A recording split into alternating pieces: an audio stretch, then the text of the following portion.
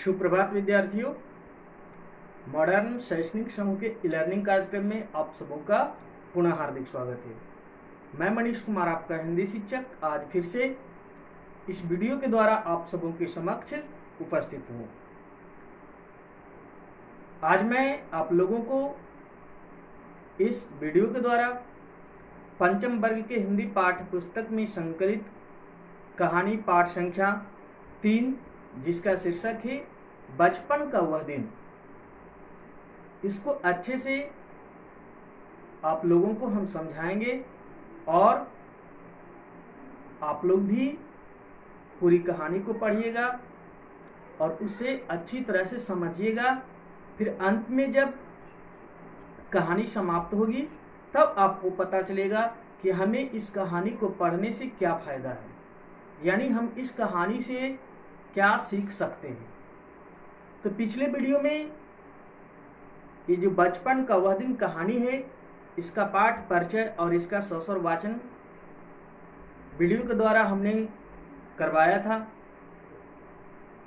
फिर कल आप लोगों को शब्दार्थ को लिख करके याद करने के लिए कहा गया था। बहुत सारे विद्यार्थियों ने तो शब्दार्थ को याद किया भी और उसकी ऑडियो रिकॉर्डिंग भी मेरे नंबर पर भेजी, बहुत सारे ग्रुप में भी भेजे, लेकिन अभी भी बहुत विद्यार्थी न तो वीडियो देखते हैं, न ही गृह कार्य को करते हैं, न ही कुछ होमवर्क करते हैं। चलिए, तो कोई बात नहीं। सभी को फिर से मेरा निवेदन है कि आप सभी जरूर वीडियो देखें और विद्यालय के द्वारा जो भी ऑनलाइन पढ़ाई कराई जा रही है उसमें आप सभी हमारे विद्यालय का सहयोग करें। तो आज हम बचपन का वह दिन कहानी को अच्छी तरह से समझाने का प्रयास करेंगे। शीर्षक है बचपन का वह दिन। जब पाठ पर से करवाया गया था तो उसमें बताया गया था कि जो कहानी है एक लड़की की बचपन की बीती घटना का वर्णन किया गया है, जिसके द्वारा हमें बताया जाता है कि हमारे घर में जो भी बड़े बुजुर्ग वृद्ध लोग हैं उनका हमेशा आदर और सम्मान करना चाहिए। हमारे घर के जो भी बुजुर्ग हैं वे कभी भी अपने छोटों के प्रति गलत व्यवहार नहीं रख सकते हैं। भले ही हम छोटे हैं तो हमारे मन में यह बात उठती रहती होगी कि हमारे घर में जो बड़े हैं हमारे साथ अलग व्यवहार करते हैं और दूसरे के साथ अलग व्यवहार करते हैं। तो उसी से जुड़ी हुई ये कहानी है। सुषमा नाम की एक छोटी लड़की है। एक दिन वह अपने घर में छज्जे के पास बैठ करके अखबार पढ़ रही थी। उसके घर के सामने ही एक घूमने का मैदान था, पार्क। तभी उसकी नज़र एक छोटे बच्चे पर पड़ती है जो कि अपने दादा दादी के साथ पार्क में टहल रहा था। जैसे ही वह उसे देखती है तो उसे अपने एक बचपन की घटना याद आ जाती है। अब वो कौन सी बचपन की घटना है उसके बारे में वो बता रही है कि जिस समय वो घटना घटी थी सुषमा के बचपन में, उस समय उसकी उम्र लगभग 10 वर्ष के आसपास थी।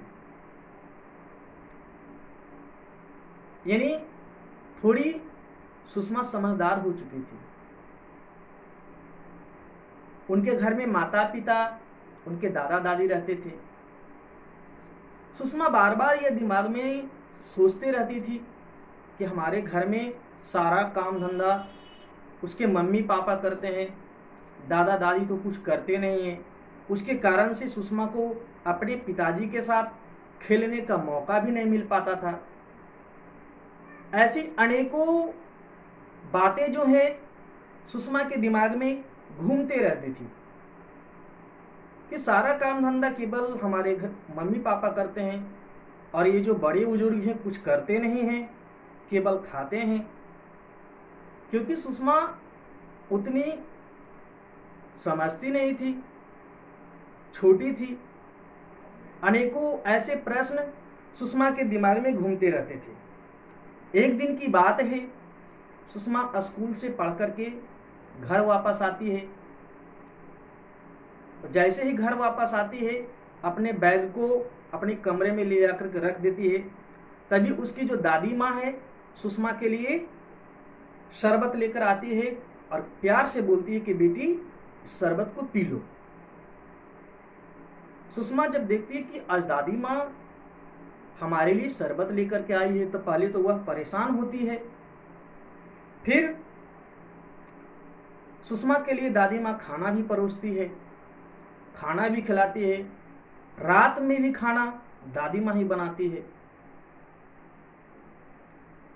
सुषमा को दादी माँ के व्यवहार में अचानक परिवर्तन होते हुए देखकर नई नई बातें दिमाग में घूम रही थी कि आखिर ऐसा क्यों कर रहे हैं। तभी वो दादी माँ सुषमा को बताती है कि उसकी माँ को बुखार है, इसीलिए आज का सारा काम दादी माँ स्वयं कर रही है।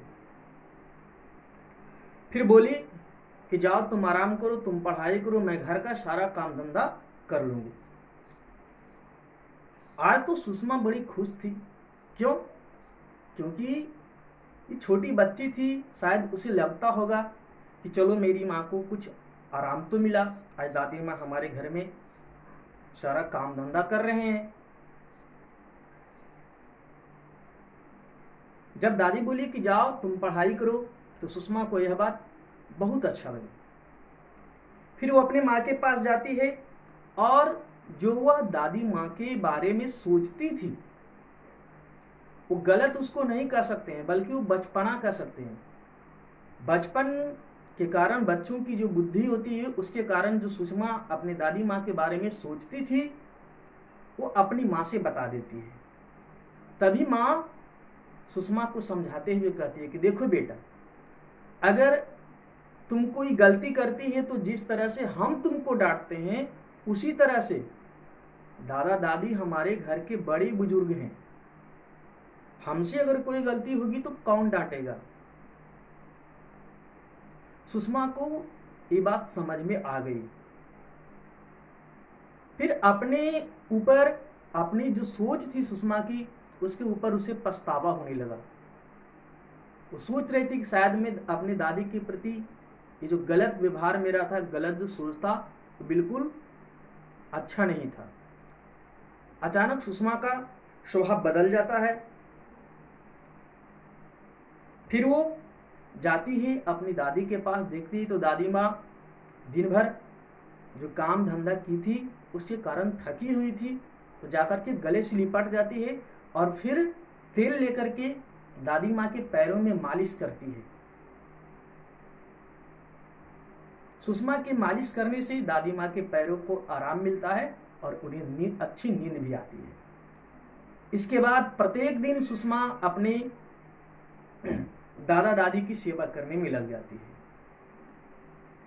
तो हम सबों ने जब ये पूरी कहानी को पढ़ा, समझा, तब पता चलता है कि कैसे एक छोटी लड़की जो सुषमा है, 10 वर्ष की उम्र में वो घटना बीती है।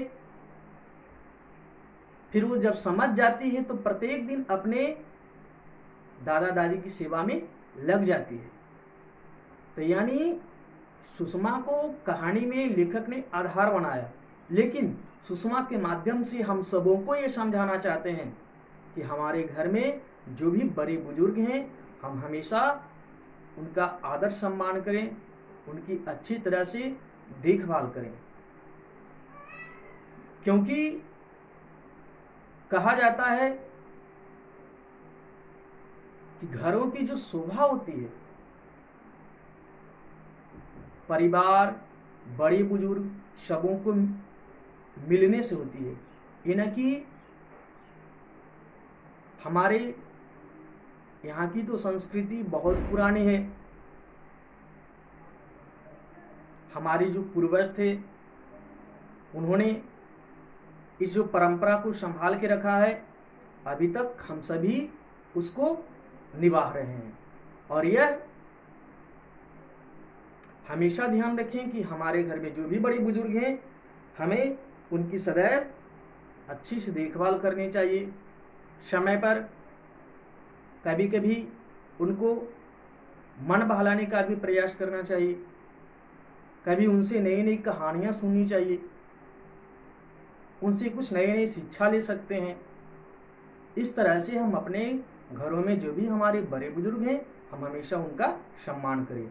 यही सीख हमें ये कहानी देती है। बचपन का वह दिन जो सुषमा के जीवन में घटना घटी थी, इससे हमें यह सीख मिलती है कि हम भी सुषमा की तरह बने और प्रत्येक दिन जैसे सुषमा अपने दादी की सेवा करने में लग जाती है, हम भी अपने घर में जो भी बड़े बुजुर्ग हैं, हम उनका सदैव सम्मान करें और सदैव उनकी देखभाल करें।